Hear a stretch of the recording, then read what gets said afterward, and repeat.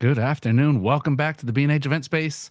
Today we are continuing Chris Orwig's dominance of the airwaves and talking about portraits. 5 tips for a successful portrait session. Huge thank you to Sony for hosting this wonderful series. And the man who might give an extra tip about mustache care, he might not, Chris Orwig. We'll see. Yeah. We'll see. We were talking about beforehand, Danny. We all want him to shave off his beard and leave a mustache. So I'm just putting that out there. But We're gonna will it. yes, yes, yes. But because and maybe I'll weave that into the conversation with one of the tips I'll share later. And yeah, I'm excited about this one because we've shared a lot of content about gear, about lenses, about posing, about finding and working with your subjects. And then as I mentor and work with people, I also think about these kind of more zoomed out essentials that I see people overlook and miss, and they can have the best gear, the best light, the best model or subject, and they miss one of these tips and it all goes south. And so that's what this one's about. And it's also coming from a few decades of experience, i.e. a few decades of mistakes, and realizing and really thinking about what are the core things that I need to remember for every photo shoot, for every time I have a portrait session. And so that's today. Awesome. Well, I'm guessing you have some Yeah, slides got to the get it slides ready. started. Let's There we do it. go. I'll Okay, let you do your thing. and then we'll come back and we'll chat. So let me just make sure I get the right screen, and then you guys can tell me if we can see our opening slide full screen. Is that looking Yes, good? sir. We're rolling. Okay, yeah. Obviously, huge shout out.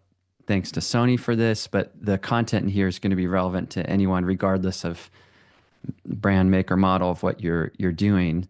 And I think too, it's also going to be relevant if you do portraiture or different kinds of photography as well, and you'll see why. In case we haven't met or chatted before, I've written a bunch of books, created a bunch of tutorials on photography. I am someone who deeply loves life and just enjoying it to the full tilt, regardless of what I'm doing. And as I mentioned previously, we've talked about, and we have some webinars if you haven't seen them, like on these topics of how to find work and connect with subjects. That's a really big one. It's more than just hiring a model. It's about finding the right people aligned with who you are. We've also talked about gear, and I use a wide range of gear as a commercial, and I'm just going to say personal and passionate photographer. Some of my work's commercial, some of it's just for me. We've zeroed in on that gear, and we've even looked at in portraiture what I tend to use most, and that what is really essential for me when I'm capturing a wide range of portraits of so many different type of people, indoors, outdoors, on location, in studio, you name it. And here I'm doing a little recap because I feel like the recap is important. It'll lead us to where we're getting. We've talked about this idea of like with your vision of photography, you begin with big picture ideas and you get really specific. I mentioned how you can do portraiture in so many ways. It could be kind of have a fashion orientation. It can be working with nonprofits, celebrities, kids. It can be more headshots, more journalistic, more environmental, whatever. What we have to do though is kind of decide what we really want to do and then decide how we want to do that. What are the qualities? And so if I'm photographing someone, they're fitting like a category. Like I love photographing athletes, and then I want to do so in an authentic, soulful, honest, calm, quiet way. Like we need all of this stuff as the foundation for what we're doing. So when we get there and we get something different, we don't give up. We keep going until we get to what our vision is. And a lot of times for me, my vision is about capturing a bit of an essence of who someone is. I love using space and place. I love getting up close. I like backlight a lot. This is backlight in California on the left and backlight in Utah on the right. I like finding it anywhere.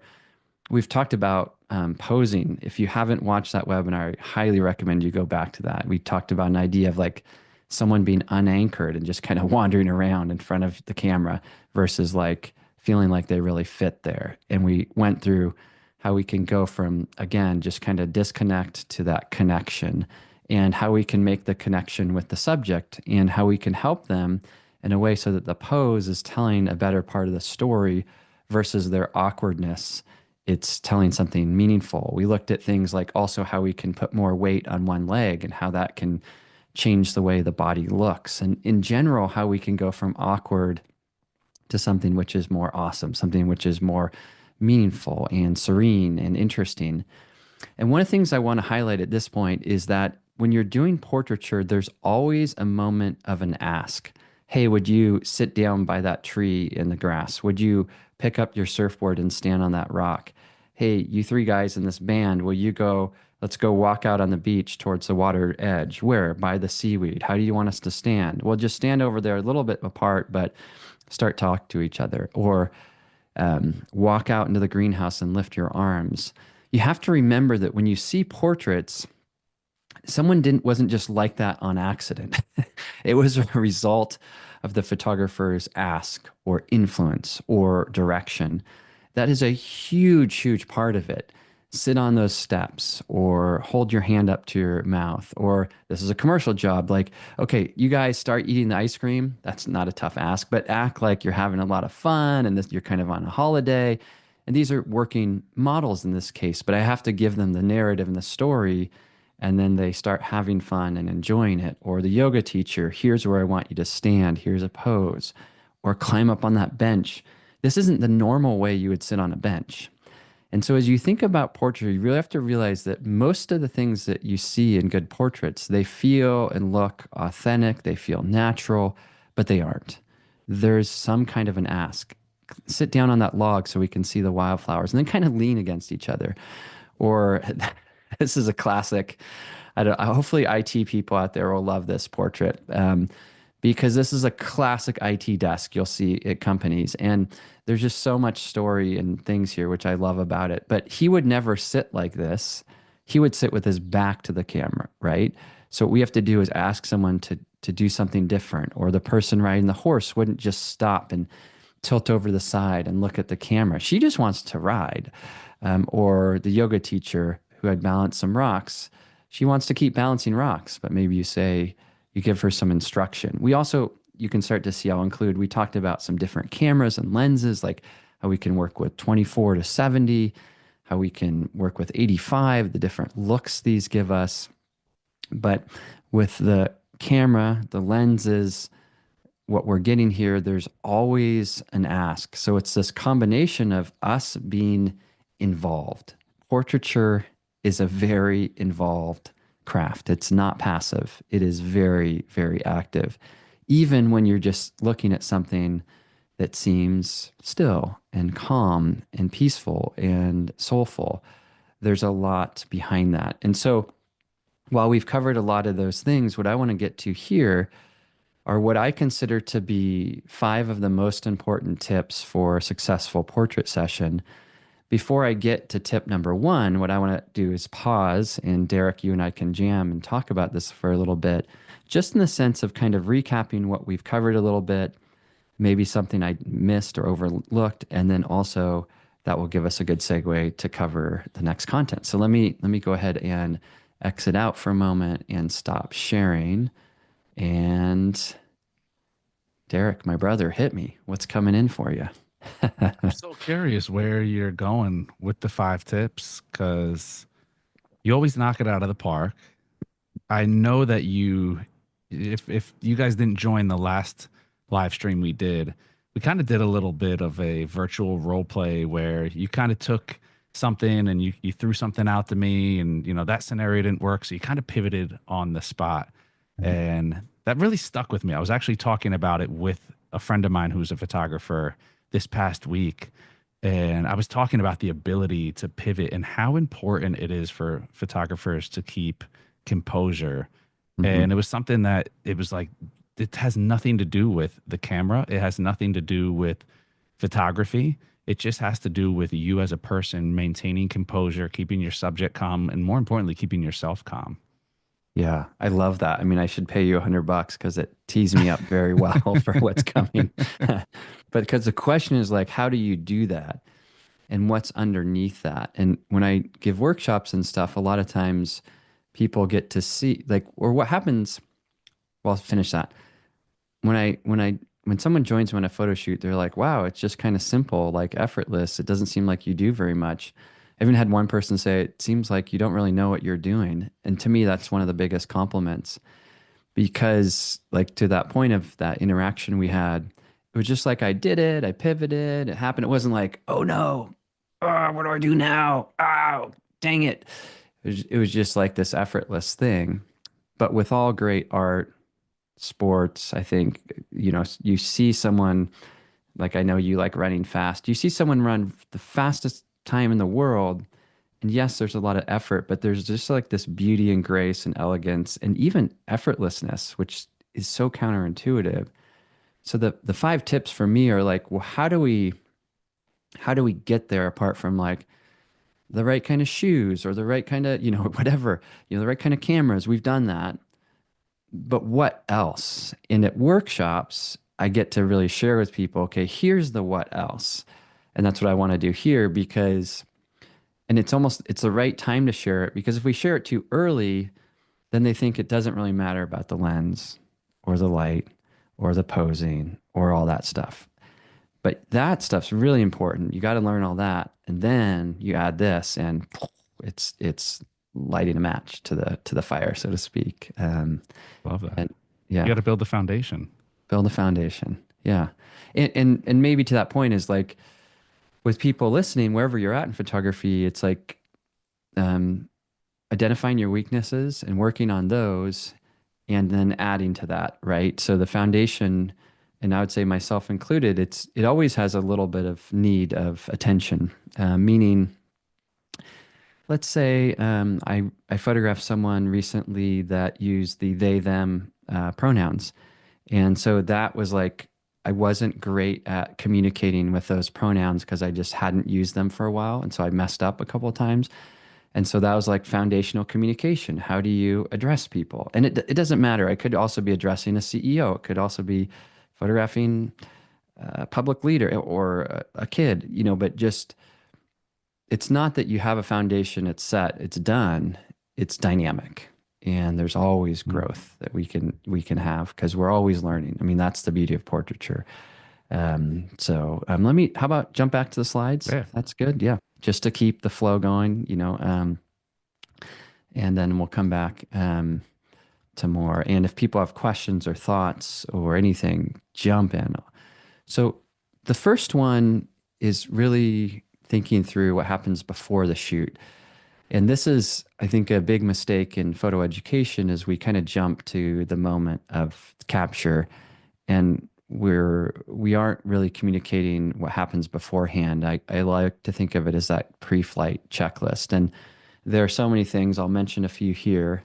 I will then pause the slides and then Derek, you and I can talk. But some of the things I'm doing beforehand is I'm really checking my bag. Like, are the zippers all the way closed? I checked that because one time they weren't, and I had my 85, like my favorite lens, fall out of my camera backpack.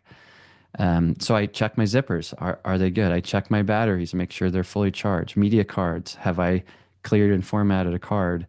Do I have backup cards? I open all the things where I keep these, and I'm like double checking this stuff. Lens cleaning. I can't tell you how many of my students or workshops, they get to a great location, the best model ever, the best light ever, and they haven't checked their lens. And then afterwards, the next day, they see they have smudges or dust or dirt. So really being meticulous about the cleaning, the prep beforehand. You don't want to clean with a person in front of you. I mean, you can, of course, you can like touch up, but you want to like say, is every lens in my bag in top notch order? Camera strap, have I shortened it because I was shooting video? Do I want to lengthen it because I'm photographing stills? How many camera straps? I always shoot with two cameras, so I'm looking at those. I'm color coding my straps, meaning I'll have a gray, or like, let's say, if I have three cameras, which sometimes I do, I'll have like two cameras that are identical with gray and then one with different settings that's black. But basically, I'm really dialing in my camera strap. I'm tugging on it. I'm making sure it's strong. My camera settings, I'm checking to make sure my exposure settings, my focus settings, all that stuff is dialed in. And I'll stop the slides here and talk about the next few because this slide isn't that dynamic maybe, and maybe easier to listen with a talking head, so to speak. But So really getting those camera settings dialed in and taking a look at the camera. Like for example, I was teaching someone or mentoring someone recently, and he couldn't figure out why everything was blurry, and it was because the little adjustment on the side of the viewfinder had been bumped, and the little diopter thing. And so I taught him how to correct that. He just didn't know that it was a thing. And so it's like making sure that's good. And then I take a picture of something before I take a picture of a person. So if I'm in my studio, I take a picture of the shoes, the ground, the tree. I just want to make sure is everything working. Sometimes, because I use eye autofocus, I'll hold up my phone, I'll have a picture of a person on it, and make sure eye autofocus is tracking the eye. And I'll take a picture of that or of a poster or anything. Then there's also the inner awareness. Like, what is the energy I'm bringing to this? Am I stressed because my kid is homesick and I want to get this shoot over because I need to get back? Am I feeling full? Am I empty? Am I at peace? Am I anxious? And then this is a word Derek gave me last time. What is a situational awareness? I think just like in a pre-flight for a plane, you need to check the weather, like literally what is in the air. And in portraiture, that is essential. Is it really busy at the location? Is it windy? Is it cold? Do I have let's say a model or I don't know, let me think. One time, like an author showed up, she was going to be wearing kind of a summer dress and it was cold at the location. So I was like, oh, I got to tune into that. Maybe I have my big puffy on, so I'm warm, but she's not going to be warm. So I need to really tune into those things. So Derek, if you want to hop back on, let's talk about pre-flight checklist. And these are just a few kind of bullet points that I'm calling out. But what I'm trying to highlight is stuff related to gear, stuff related to the situation, the location, and then stuff related to ourselves. And if we neglect those things, what tends to happen is we make a mistake. And I think if we were to go to the pre-flight idea, that's why pilots have these elaborate pre-flight checks, because they're trying to mitigate mistake so that they can pivot easily, right? So that, like, if my inner awareness, let's say I'm really frustrated, tired, hungry, irritated, and something I do doesn't go well, if I know that, I'm less likely to snap, and pivot naturally. If I'm not tuned into that, I'll probably say something dumb that I regret. So yeah. So what comes in for you when it comes to these items or any others you would add to the pre-flight list for your photo sessions? It's funny, my pre-flight list is way different. Okay. It's obviously batteries being charged. Yeah. And I think other than batteries and memory cards, Yeah. that's really, as far as gear is concerned, batteries and memory cards are the two where I'm like, those are my downfalls. Yeah. And I make sure it's like I will carry 8 batteries, even if I think I might only need I'm the same. 1.5 or 2. It's like, gotta have them. Yeah. My pre-flight is way more on the creative side, where I try to visualize the shoot before the shoot happens. I try to visualize, what do I need to get to satisfy whatever the job is? And I try to do a preemptive brainstorm to think outside the box and say, hey, maybe this would be a cool idea to try. Because I found that when I try to think creatively on the fly, it puts pressure on me. So I like to brainstorm and say, hey, here's some ideas. I'll even use AI. I'll use AI to go in and try to get ideas. And that is one great thing that I love about AI is I can go in and I can say, I actually just used it for a project I'm on right now. And it's like, hey, give me a non-cliche photo ideas with these parameters, styled in the work of these people. And it spit out a whole bunch of information. It's like, okay, anything to give me a start and to kind of get me to think in a direction that I might not normally think.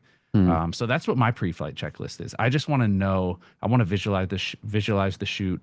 I want to get as many ideas as I can going into it, and then making sure that is organized in a way that if I need to take a peek at my my Cliff's notes during the shoot and say, okay, hey, Mm, let me look here and see what I had drawn out. I love it. I love it. Yeah, and this brings up too that this pre-flight checklist, just going to play with the idea metaphor a little bit. It like depends on the kind of plane you're flying, right? Or helicopter for that matter. I have had a chance to do some photography work from a helicopter, and helicopter, the where the helicopter is like meticulous, and the pre-flight is meticulous, and then they wheel the helicopter out to the kind of the launch pad, versus if it's a little Cessna, it's like feels like it's an old VW Bug. People are kind of kicking the tires, and you know, you know what I mean.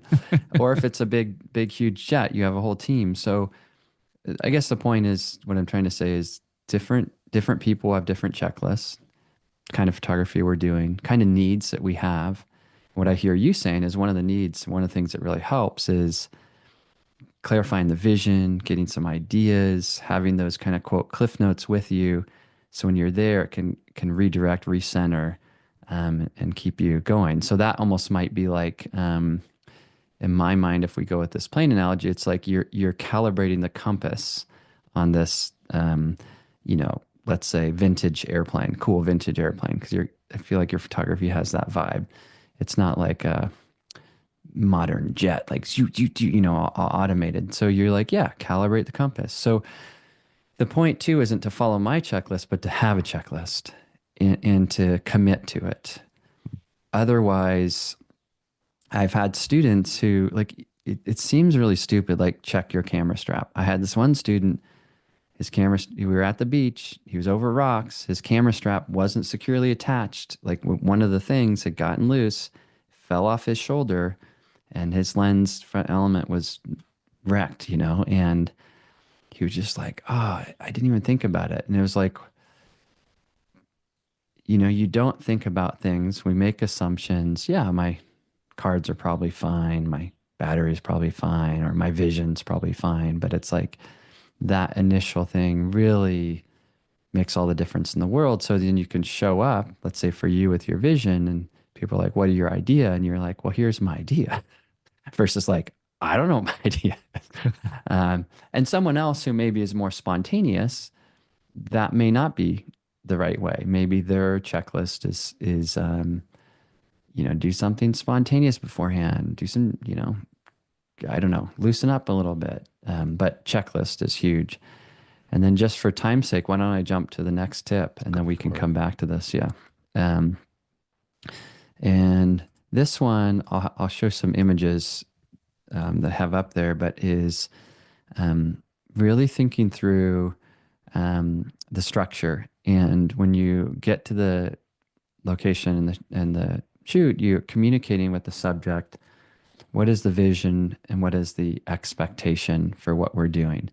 And I'll exit out of my slide deck and I'll go to some photos and show maybe this one first.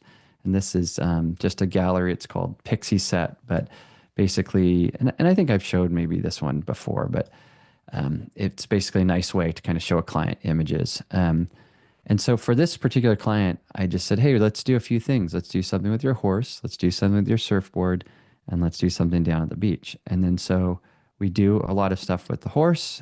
And oh, you know what? This gallery, well, we'll see. Yeah, we did the horse stuff, and then we did some riding the horse. Then she made a surfboard, so we did some stuff with her surfboard, and then we did some stuff down at the beach. And this was all one location, but it was 3 parts. I want to show one more and tell one more story, which is, in this case, I'm meeting someone for the first time, meditation teacher, Ziva meditation. And she's like, what should we do? I'm like, well, your kid, so cool. Let's do some stuff with your kid and just in whatever clothes you're wearing, sweats. And then let's also do something with 3 different outfits. And so we did something with one outfit where I said, like, kind of like you're going to Whole Foods, or it's like a fun day in New York. And so we did that, and we did that in her place. And I said, and let's do a second outfit, which is a little bit more like maybe like a Friday night kind of outfit. And so then we did stuff without an outfit. And then she had this abandoned bank in her building in Brooklyn. And so I was like, well, let's go down there and do something kind of magical. And I know I'm kind of scrolling fast, but you'll you'll get to, I just want to get to the last thing. And this is still, okay. So then this is kind of where it's, let's say it's kind of magical in the bank, and you get the idea. I'm going to stop sharing for now and come back and talk about this in the sense that if you just, as photographers, when we have a vision, we have to figure out how to communicate that in a structural way. So like, hey, my idea is that, let's say you're photographing the CEO, we do like 3 looks. One look in your office kind of shows you in this setting, another one on like a really clean background that could be used for publicity type stuff. And then another one, your mom, that has a little more warmth to it and kind of that kind of familial warmth to it. And if you say that to someone, convey that structure, you can then do that structure. But what tends to happen with most creatives is they have these ideas like, I would love to have the horse photo, I'd love to have the surfboard photo, I'd love to have the yoga on the beach photo, but they don't say anything. And the person's kind of like, okay, like, what are we doing next? And what should I bring? And how long will this take? Timing is another thing we need to communicate. And Tarek, feel free to hop back on so we can talk about this. And that structure and that communication is so essential because most creatives, most photographers have it all in their head and maybe even more in their heart. And we see someone we want to photograph, or we're hired to photograph someone. We're excited. They aren't. We know how long it will take. They don't. And so we end up undersharing, and that somehow lessens the quality of the photo shoot versus oversharing. What I mean by oversharing is saying like, yeah, like let's do these 3 things. And usually I try to do 3 things in most shoots because 3 is a manageable number. I usually don't say let's do 8 things because then they're like, wait, 8? Like, or even it's like, yeah, like what if you just bring 3 outfits and then 1 extra kind of bonus? So I might do something like that, or and if I need to build more, I'll do that.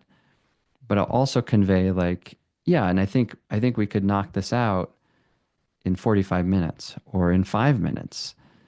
And again, I know that they have no clue because most people aren't used to photo shoots, right?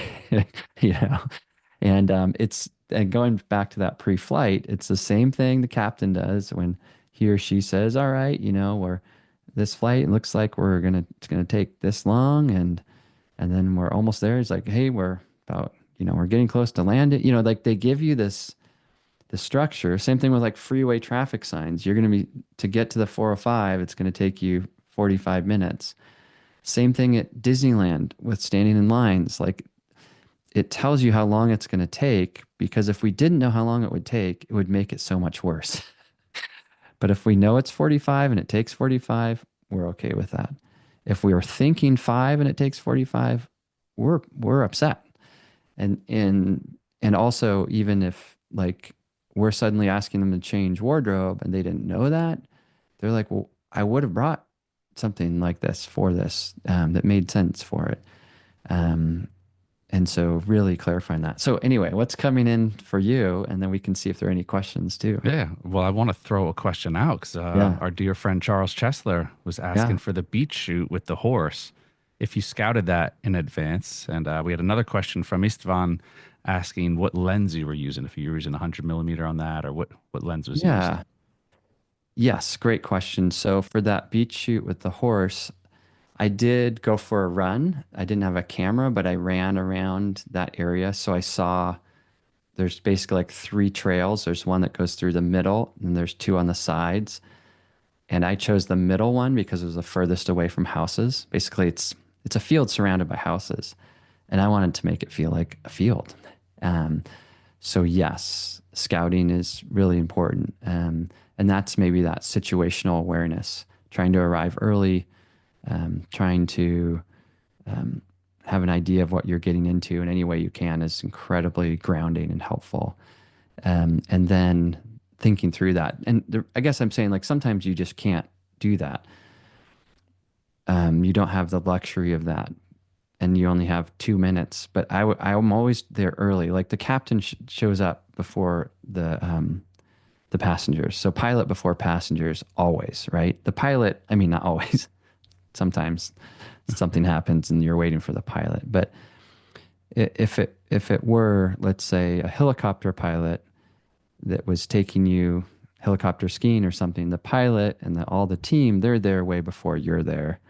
And by the time you get there, you walk onto the helicopter and all the pre-flight stuff's done, all the situational awareness is done, all of that. So I think that's essential. And you have to make it feel effortless. You don't say like, oh, I went for like a 5 mile run and it was horrible and I got bit by a snake and or whatever. You just say like, hey, how about if we take this cool path here? And they're like, great, you know. And then you do it, and they're just kind of like, wow, that was so easy. And you're like, yeah, it was kind of so easy. Meanwhile, you've done that inner work. If that makes sense. And then the lens one, I think that horse particular shoot, that was all 24 to 70. So the 24 giving me the wide stuff, the 70 when I'm more up close. Um, and so on a shoot like that, if I have one lens, it's that one. Yeah. I'm hearing a lot of under promise, over deliver. It's the vibe I'm getting. Yes. Go into Yes. it and you don't set Yes. too lofty an expectation. It's always better to Hmm. have a plan, be prepared, but to give a positive surprise rather than a negative surprise. Yes, that's really well said too. I think, and even the timing, say it's going to take an hour and finish in 45. Everyone knows this with meetings. When meetings go over, it's so painful. Photo shoots are fun, but at some point, everyone's sick of it. I mean, from a subject perspective, photographers, we can do it all day long. It's really fun. Um, but if you're like, yeah, our wrap time's 5 o'clock, we'll wrap 15 minutes ahead of time. Say, you know what, we got it. We're good. It's so great. It has that effortless kind of feeling. And again, it's almost like a gift to them. And I think to your point on under promising and the surprise, it's like that, like, yeah, like, hey, we'll do this. And then, wow, this wasn't that hard. And there's that feeling then comes into the photographs um, versus this tension, this anxiety, this squeezing, this forcing. I see too many portraits like that. And you're just like, um, it's not, doesn't feel human to me. And so, again, it depends on the kind of photography you want to do, right? Totally. But great questions, you guys. Charles, is it Istvan? Fun. Okay, Istvan, awesome. Yeah, thanks, you guys. Yes, yes, yes. Let me see. We keep going. Oh no. Yeah, yeah, go for it. Okay. Charles said wrap in time for happy hour. Always a good tip. Yeah, I like that. That's happiness, sharing the happiness. Um, love it. Okay, back to these little guys. The next one is really finding a way to tune into the subject's wavelength. And we've talked about this. I have just a few slides here and I'll elaborate on it a little bit more, but talked about this idea when you ask someone if you can take their photo, they like kind of melt and are like, this is horrible. We've talked about this idea that as a photographer, your interests and thoughts are not aligned. They're not on the same wavelength as the subject. The subject's thinking about getting groceries or who knows what. We're just excited because he has a cool beard and a cool look. And so what we have to do is ask these questions and we have to unearth what's going on inside of them. And I'm going to stop sharing just so I can talk for a second with this too. And wavelength, there's this game I play with, our family plays, which is kind of about you kind of say something and people have to guess. And anyway, but the idea is like you're trying to get on the same wavelength. And science is now showing that mirroring, when we mirror people's body language, we mirror how they move, that there actually is a heart coherence. I mean, it sounds really woo-woo, but our heartbeats start to follow the same rhythm. We gain affinity of someone. And so if someone comes in and they're kind of like, oh, this is so great. I'm like, oh man, why don't you stand over there?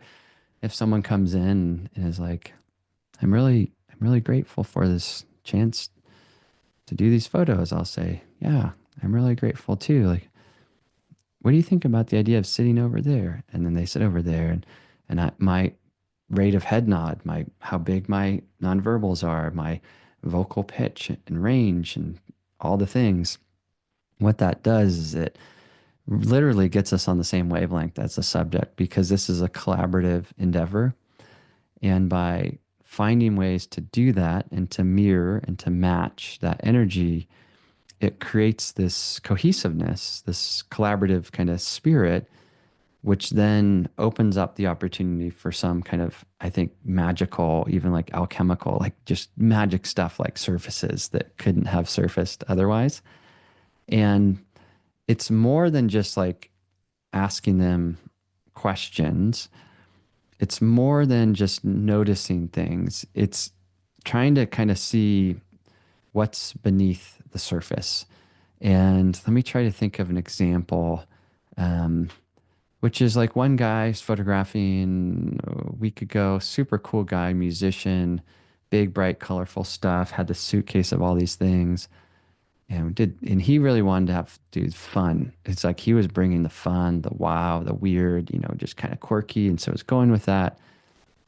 And then just asking him about stuff. And he was really excited to bring up that he just launched this coffee brand.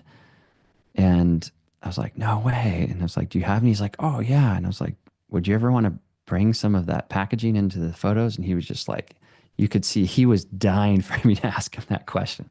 He wanted to ask it, but he didn't want to like force it in. And so it was like tuning into like energetically what was there, what also his needs were. Sometimes we can just ask people like, what kind of photos do you need? Or what kind of photos do you like? Or, because sometimes, I guess sometimes what I'm getting at is like someone's energy can be a defense mechanism.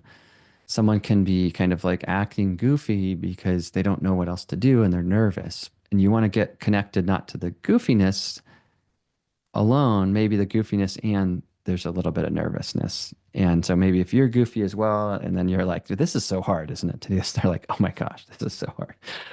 You're like, okay, what would make this easier? And then once we get on that wavelength, then we're kind of, we're riding that wave together versus sort of conflicting. Derek, do you want to hop on for any thoughts related to that idea of wavelength? Tip number 3, so to speak. No, I don't. Okay. I'm That's fine. That's fine. You nailed it. I don't want to. I don't want to Yeah, beat a yeah. dead horse. Let's keep going. Let's keep going then. I'll share my screen. I just always like, because sometimes, maybe I don't have the clarity. The fourth tip, I think, really core foundational principle is keeping in mind that portraiture is iterative. And what you want to do is have this yes and approach. It's very, very rare that it's either or. And so what that means is if you're showing up and this is Kelly Slater, world champion surfer, and he's throwing this thing for a dog, you just take a picture of it. And you I take a picture early and then you do that, yes, and then you do what you want to do. Or maybe in other ways, your daughter's just being a goofball. Yes, take that picture and you figure out something else. In this case, have her hold flowers. And then once she gets her silliness out of the way, you get to a different picture. Or you photograph your friend on the swing, yes, and you realize the perspective's wrong and you get a better perspective. Or the pro skateboarder where you meet, it's in a parking lot and she's standing kind of cool. Yes, take that photo. But if we look at that photo, and these are iPhone photos for this iPhone photography course I was doing, but because of that, you can see there's not a shallow depth of field, which is what I usually like. But so the picture on the left, you see a cone in the background, a bike, obviously the fence, the sign. I mean, it's like fine, but it's not what I wanted. What I needed and wanted was more like something on the right. And so we actually skateboarded around the corner and then found that. Or the firefighter, I wanted to just try natural light. And there I was sitting, he looked kind of uncomfortable. So I brought in, I think, a Profoto B10 and I did that. Or meeting with an actress and she shows up at the hiking trail like this. And I'm like, can I take your picture? And so it's like, yes, take that picture. And then she had a wardrobe change. And I taped up to this little wall, this background. And so then I got those kind of photos. And then I got one that I really loved. And I started modifying it. So the whole point is that portraiture is this yes and kind of craft. This is Jack O'Neill, credited with inventing or at least popularizing the wetsuit. There he is, yes, on his patio. And I have one up close. So he's in the same spot in both pictures, but I'm capturing both. And I'll stop sharing here. The idea with this one is that what tends to happen in photography, I've talked about this in some of the other things, is we get excited about something and we take a shot. And what makes the difference between an amateur and a pro is amateurs and pros take the first shot, pros take the second, third, fourth, fifth. They quote, do the work of a photographer. They say, yes, this person, this moment is interesting, and I'm now going to apply craft here. I'm now going to think thoughtfully about storytelling. I'm now going to try to connect and compose and work with the scene in this way. Remember when I showed those slides earlier, I said that all good portraits, my own experience, require a certain ask. So it's almost always required me to say like, hey, what about this? So it's like, yes, here's something good. And what if you just slightly turn this way and then bring your eyes back to camera? Or what if you walk out under that rock? Or in the case with Jack O'Neill, what if you stay on your patio here? I'm going to just run down the coast a little bit, and I'm going to then take a picture from a distance. And he's like, just stand here. I'm like, yeah, just stand there. It'll just take me a minute. But so it's like, yes, do this and do that. And that is this foundational principle. Realizing too, back, Derek, when you were talking about vision, sometimes I'll have a vision and I get the vision and I realize that the vision is lacking, or it's trite, or it's just, I don't know. Sometimes I don't know if this ever happens to you, but you think it'll be really cool, but it isn't when it happens. You're like, so I'm like, yes, I did that. And I'm going to then pivot, or so it's keeping that positive flow and energetic kind of rhythm going, versus being like, oh, that's bad. Now what? Which that's a real like full stop. It's almost like, yes, that was so bad. And now what if we do this? Because usually most photographs are just like a slight turn away. It's like they're 5 degrees off. Their camera's slightly too high, slightly too low. Lights, if they just step 2 feet to the left or something, it can be really good. And I have one more tip, but again, it's fun to jam back and forth.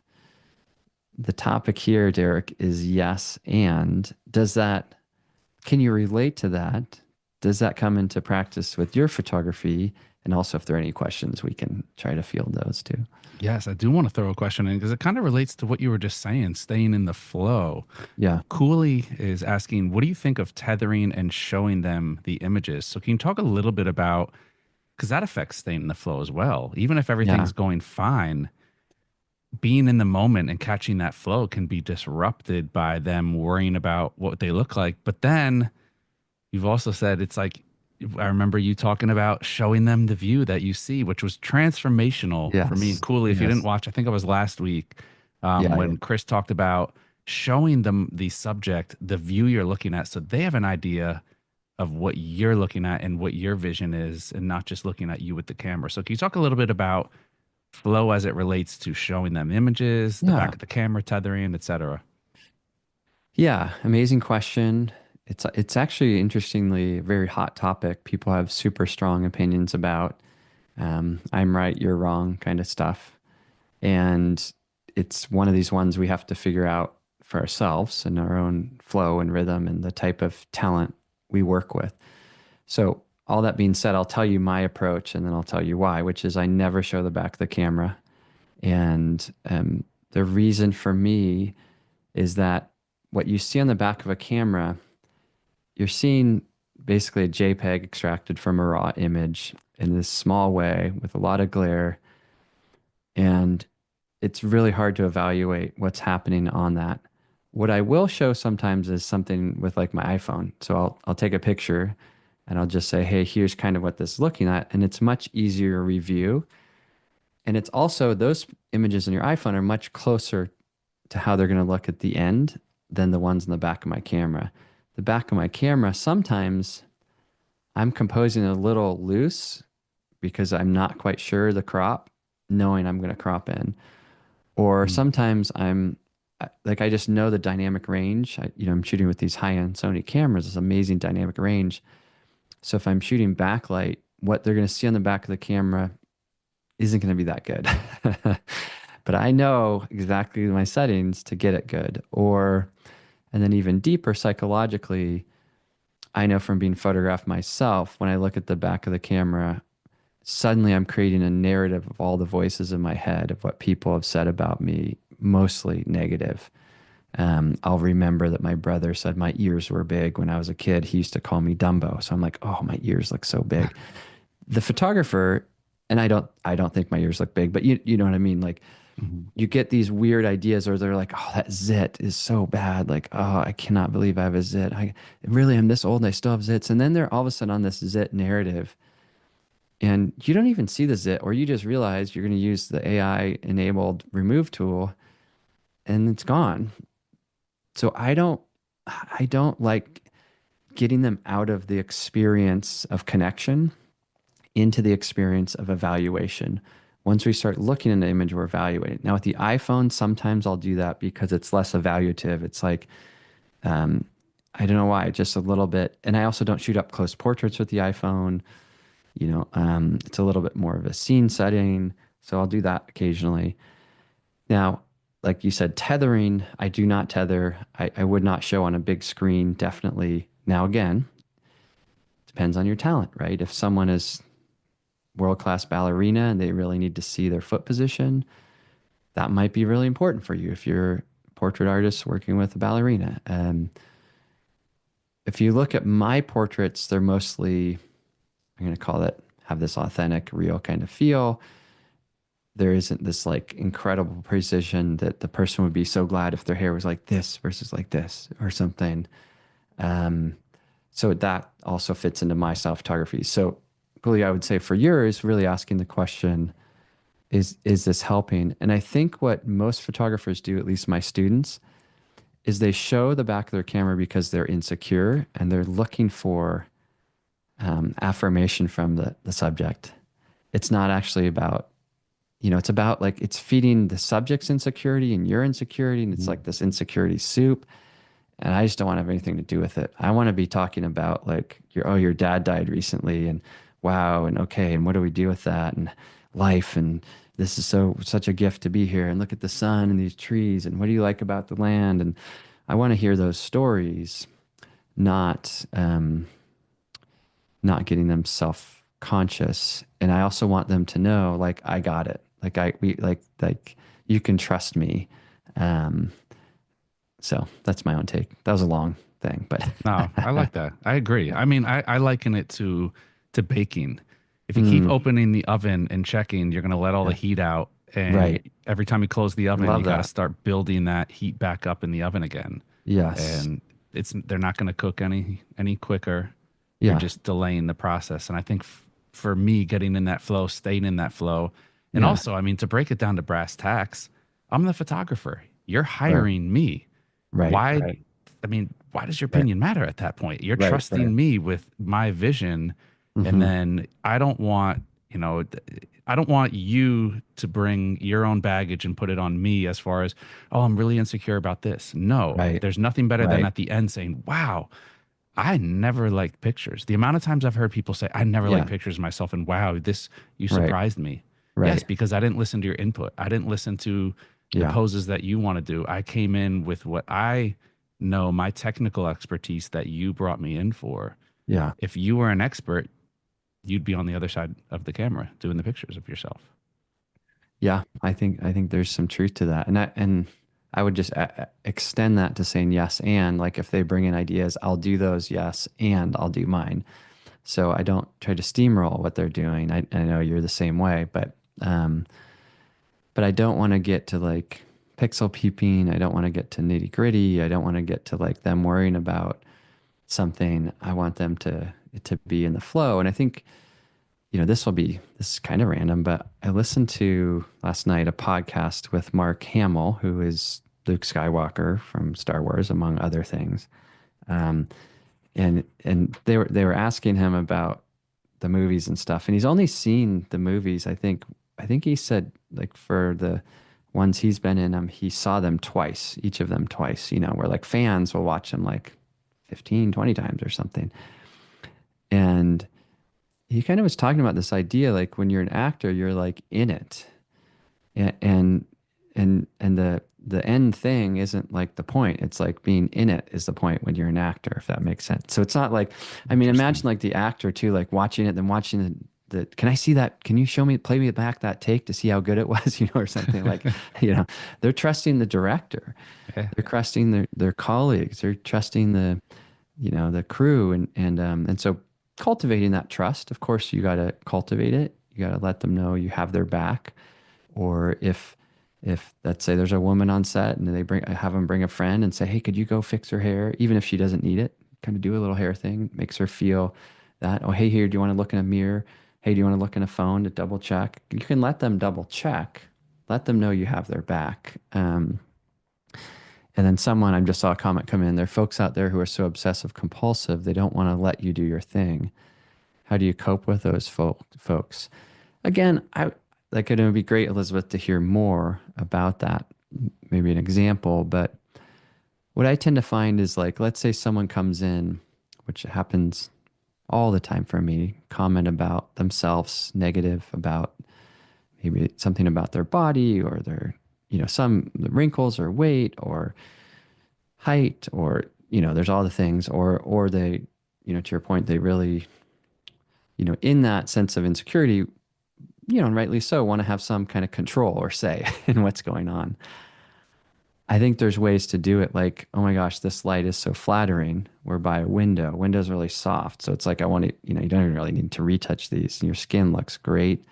Or I'm shooting with a little bit more pulled back to show the environment. So this isn't like some up close, intense portrait. We're going to see every pore in your face. So there's ways to kind of like help them know, like in a sincere way, they look good. This looks good. I'm using gear or light that will help. In whichever direction you need to go. Some people are like, everyone photographs me and it looks too soft. And you're like, oh, this is going to be really edgy and this light's intense. And if you feels like we let the tiger out of the cage, So for that person, I'm saying that. So I'm communicating. And I think most photographers hide behind the camera. They don't say enough. They assume the person can read their mind. And of course, the biggest mistake is they take the picture and then they look at the back. Oh, because they made some mistake, or they just take the picture and are like trying to figure out their dials. And the subject's left there thinking, I did something horribly, horribly wrong. So if you do that, you just say, oh, my lights, something's messed up. You're great. I messed up. Let me fix that. Okay, so how long did it take you to get here? And you're over communicating with those people. So it's really important. And maybe the last thing there, Elizabeth, too, I would say is be photographed yourself. Get in the hot seat. It is so hard to do it. It's so hard to get in the right headspace, to figure out what to wear, figure out how to have your look, and to find the photographers that you like being photographed by and you don't, the type of direction you like and you don't. I think most portrait photographers overlook that. Huge, huge, important step. It's great advice right there. And every portrait photographer says, I'm more comfortable behind the camera. It's like, of course you are. I mean, like, and so therefore, the more if someone says that, the more I'm like, okay, get out there. Get out there and stand in front of 10 people with all of them looking at you and time pressure, and let's go. Let's learn what it's like to be on the other side of the lens. So, and I do that myself. So anytime someone says, can I take your picture? I say yes. And I've learned a lot of things I like and I don't like from that experience, as far as the way people direct me, what lenses they use, how they position me. And even if you don't have someone photographing, your kids could do it or your friend could do it. I mean, we cannot lose sight with what it feels like to be in that vulnerable spot. That's a good perspective. Yeah. Do the last one, and then we'll talk a little bit more. Last one, yeah. Let's do it. Oh, yeah. Okay. The last one is tapping into this idea of being quiet and embracing silence. So I've been talking about over communicating here and making sure people know what's going on the inside. And part of this is tuning into your heart, your soul, taking that inward journey. And this is young Pueblo, who wrote a book called Inward Journey, one of his poems from that book. And he said, I closed my eyes to look inward and found a universe waiting to be explored. And I think that as portrait photographers, we tend to look at the externals of how someone appears and forget there's so much inside of them. And to find what's inside of them, we have to look inside of ourselves. And we have to have this moment of silence. A friend of mine, Keith Carter, said, um, how did he put it? He said, silence is a prerequisite of the profound. So if we want to create something profound, we need to have that pause, that deep breath, that moment where things settle and where the soul emerges and is safe to emerge. And that comes from being really comfortable with quiet. And it comes from the pre-flight checklist. All your stuff's good. You can trust that. It comes from, understanding camera and lens. It comes from all the stuff we've been talking about. And then you get to a moment where you can be like, hey, let's, for me, I often say, take a breath, close your eyes, come back to the camera. I ask a deep and meaningful question. And that without silence, I think we aren't leaving any space for this soulfulness to come into our frames. I'll stop sharing there. And it's kind of this counter balance to some of these things. It's like we have the structure, we have, told them this is what we're doing. We have getting on the same wavelength. We're saying yes and to this. We're communicating our vision.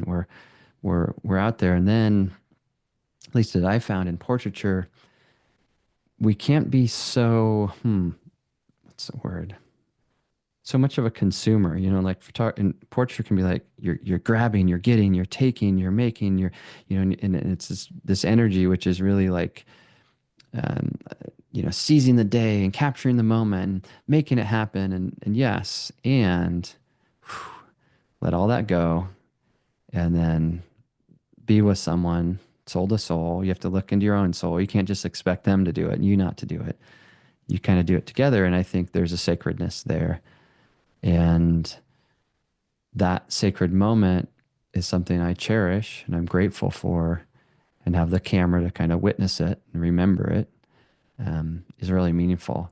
And it's more than the lens, it's more than the light, but yet it's all of those things. It is the lens, it is the light, it is the pre-flight checklist, it is that you cleaned your lens, that you charged your batteries, it is that you've asked questions, it is that you know how to pose, it is all those things.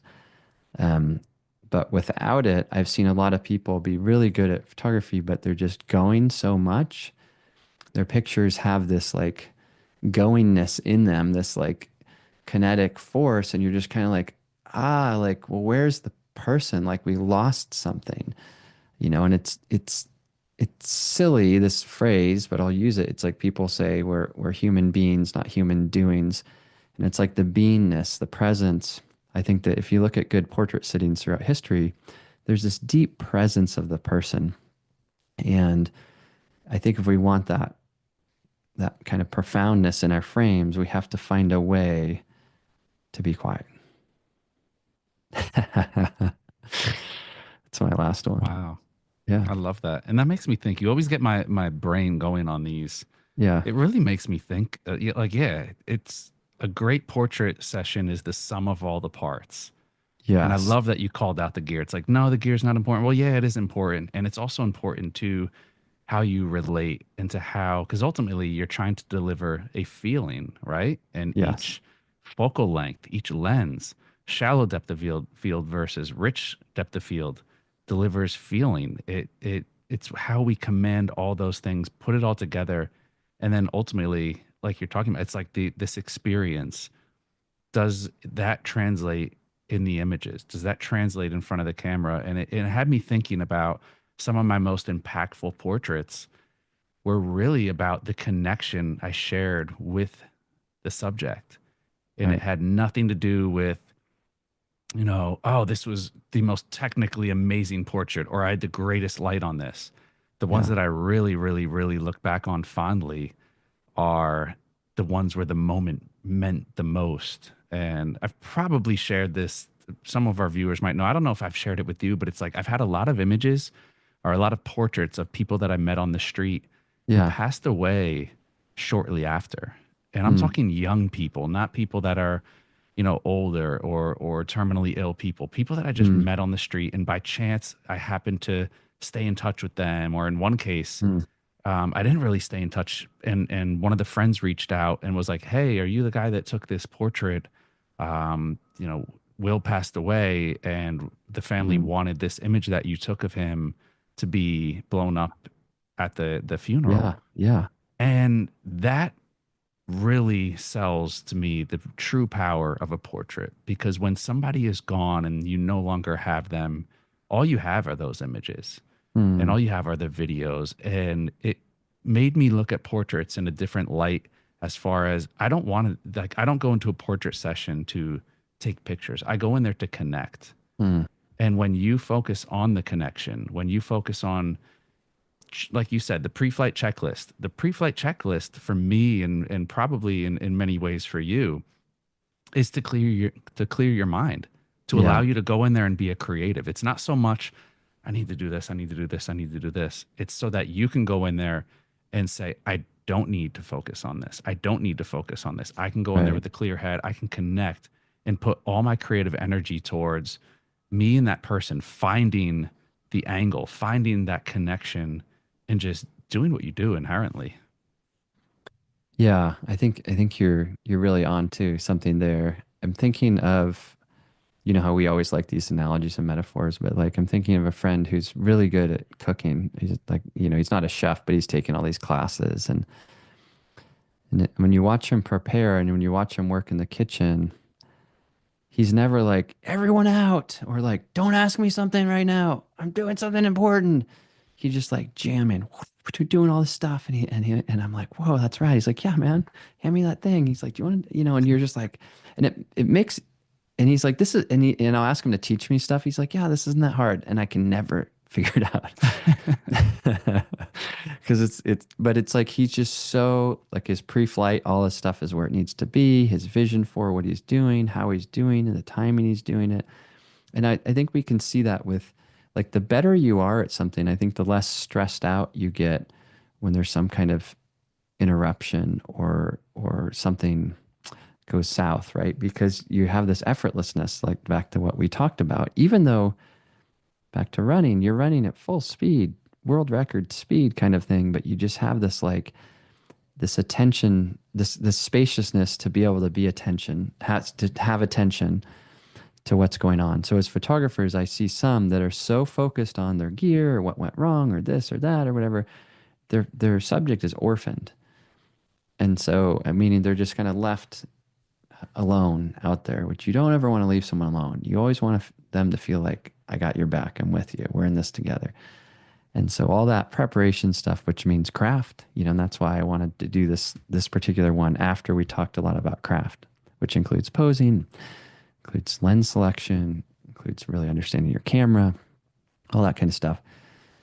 The better we get at that, then the more present we can be in the moment and the more capacity we have to make the connection, right? Like, I think of like the friend who's also stressed out cooking or hosting the dinner party, and they're just stressed so the whole time, you don't even really talk to them, versus the one who just, it's like, it's effortless. So effortlessness equals connection in my experience in photography. I should also say though, maybe the caveat is when it goes south, I've had times where I'm just like, okay, everything's going wrong. I got to tell you, like everything I was trying or this flash I wanted to use didn't work. Like I'm so bummed. And they're like, oh no. Like, and I'm like, yeah, man. And then I let them into that, and then we collaborate on how to get out of it together. Does that make sense? So it's not like Yeah. everything always goes well. Uh, but if it doesn't go well, or it would be like the cook saying, like, I burned the toast or the bread or something, and they'd be like, oh, bummer. Like, yeah, like, what should we do about it? It's like, well, why don't I run to the store? And you're like, okay, great. And suddenly, like, we're co-collaborators, co-conspirators in this. So it's not about hiding. It's about this honest spaciousness to be with that person, to have that connection form, because some of the best connections happen when things go south, you know. Um, and and so we want to have that in there. It's not pretending. It's being so good at all this stuff that, yeah, to your point, that the best portraits come from those meaningful connections. And they, when you look at them, they even have that connection still alive in them. So the portraits are alive. They have a life of their own, and it brings you back or brings other people into that experience. But it's hard work, and you have to kind of do it in the right order. Like get all that other stuff in order. Like if you have a dead battery or a dead battery that's about to go dead, or a card that gets filled and you have to run, 500 yards to go get your other card, like you lost it, right? So you have to, or you have dust on the lens, or you have something just like silly, or your exposure is overexposed in every frame, and or your focusing setting was off or whatever. It takes getting all that nailed, and really refining your craft, and then you can have the space for the magic. Totally. You have to. I mean, if you think back to the conversation we had where we started kind of drawing the idea for this series, it was to Yeah. get away from the cookie cutter portrait Yes. sessions Yes. and to really tap into another level and portraits that make you feel, portraits that really are more than just, okay, here's a cool, technically sound Right. portrait or headshot, and let's get away from that and let's try to tap into that next level of feeling a Right. portrait. Right. Yeah. Yeah. I think, and that's it. And I think part of what we were saying there too with that was when we've been talking about it is in this day and age, it's almost essential. Like the era of a cookie cutter portrait, I think it's over. I think that one's done. I think the world kind of is searching for more, and the novelty of, I don't know, just one look or something isn't enough. In whatever space it is, headshot, portrait, family, kids, editorial, fashion. Uh, and I think what we long for the most as humans is that we aren't alone. We're connected. It's love and light and goodness and all those things. And so finding ways to do that. Um, I hope that these tips are helpful. And obviously these are mine, and we all probably have our own. And the next step, like if I were in a workshop, would be to have people write their own checklist. Like throw away mine. Mine's irrelevant because that's me, not you. Create a checklist, and then create what are the 5 tips you would share, to someone. If you had to stand up in front of a group, what are those things? And often these are things that if we don't articulate them, we don't know them, and then we neglect them. And so it's helpful to spend time to do that. Totally. Another great session, man. It's always good. It's great information, but it's good to really just get into the conversational aspect. As Charles said there, he said, there's so much wisdom in this conversation. I'm going to Mm. call out the keyword conversation, where it's just Mm. really, it's not about bullet points. Yeah. It's kind of your approach to everything is just a very philosophical approach, where it's more about mindset and creating the right circumstances and atmosphere. And again, like you said, everything else has to be there. We're going to check off those boxes at the beginning so that you can take it to another level. And I think that's where people get hung up. It's easy to learn settings. It's easy to learn numbers. It's easy to Right. dial in light. It's not easy to do everything after you've mastered the technical. And I think that's why we see so many images that are, I'm going to use the word boring. There's so Yeah. many boring portraits out there, and Yeah. I think too clean is boring. I want to feel something, and it, you know, even just I'll kind of close out here. I don't want to drag on the conversation, but Yeah. I've seen portraits from friends of mine who are just starting out, and Yeah. it's you'll have one friend taking pictures of the other, Yeah. and they're not the most technically sound, and this person may not know what they're doing. They may have just started, but because of the connection of the two people, those images mean so much more Mm. to them, and you can see that in the images where Mm. it's not, you know, these, like, it's not like a Mark Seliger portrait Mm. in looking at it, but how many times do we look at a Mark Seliger portrait and like, yeah, it's beautifully done, or you Mm. know, anybody throw any name Yeah. out there, Yeah. it's beautifully done, but how many are you really, really, really, really drawn into? Like, wow, there's so much feeling. I can tell that these people have a Mm. connection. And I think for me, that's the era that I want to see us move into, where you look at an image and you really feel the connection between photographer and subject. Yeah, and maybe just to go there with the Mark comment too, is like I've had Mark photograph me because I've done some stuff with him. And one time we're hanging out, I was like, Mark, would you capture my portrait? And because I wanted to see what it was like to be on that side of the lens.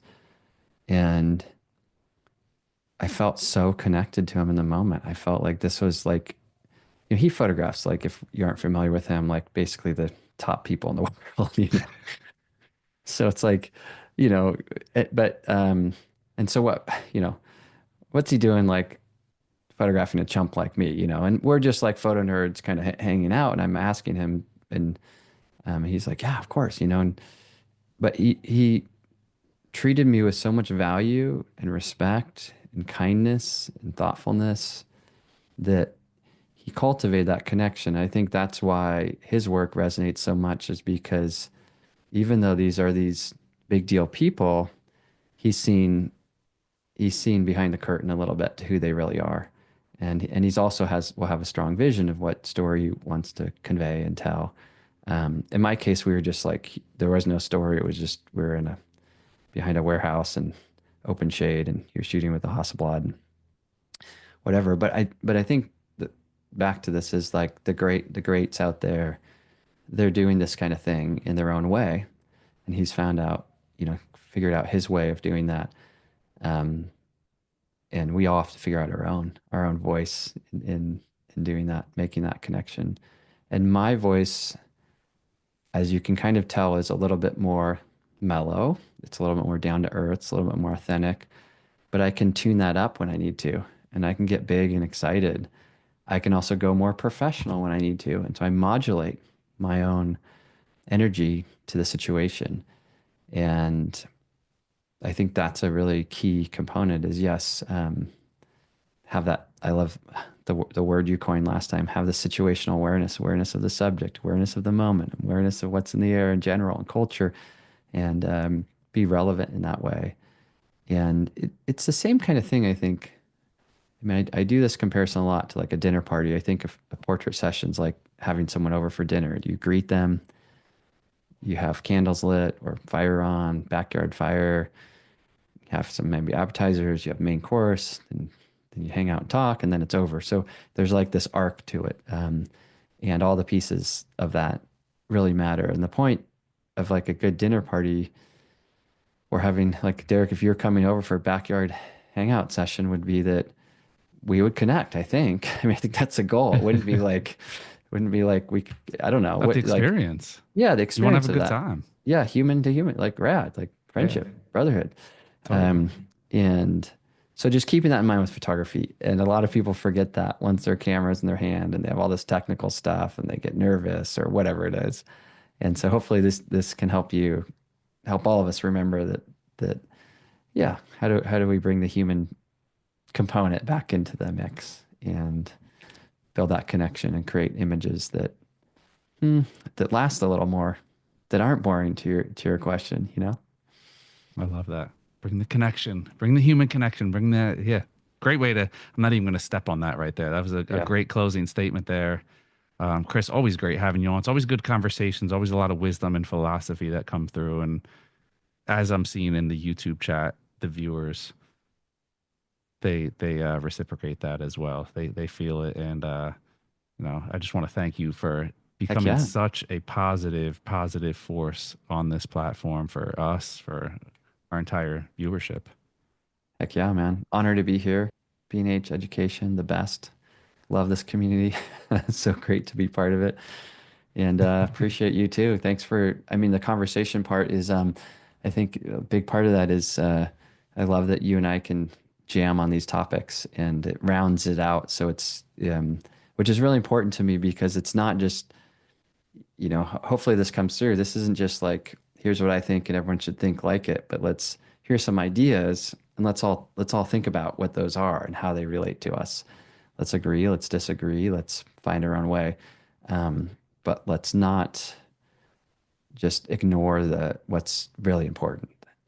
Let's not just pretend this is about buttons and sliders and nailing the shot or something. It's much better than all of that.